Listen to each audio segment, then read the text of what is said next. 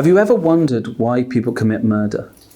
Why people do horrendous actions against others? For example, Banzai Mahmood killed by her own family members. Jamie Bulger killed by two strangers who were 10 years old. Why these crimes happen? Why do these people do these actions? Criminology will explore that.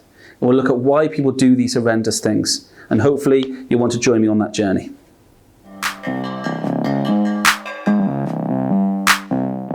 Criminology is divided into two units, Unit 1 and Unit 2.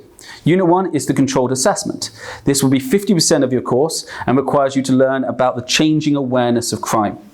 Unit 2 is the exam-based unit, which again makes up 50%, which will be looking at theories about why people commit crime.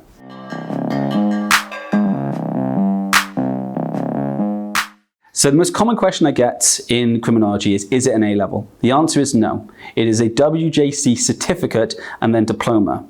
However, what you should know is this is the same equivalent as normal A-levels.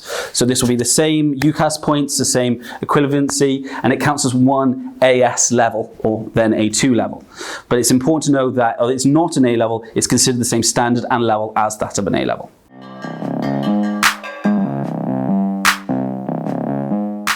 So what is the difference? Well, the main difference between this course and an A-level course is the controlled assessment. This makes up 50% of the course as internally assessed. That means we do it in the college time, in the order and structure we do it in. I'll be explaining more about the controlled assessment when you come or choose to do this course, but just be aware that is the key difference.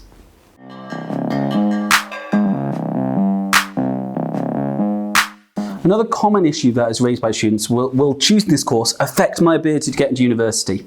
It will not. It's the same UCAS points and equivalence as any other A-level, so do not worry about its ability to get you into a university course.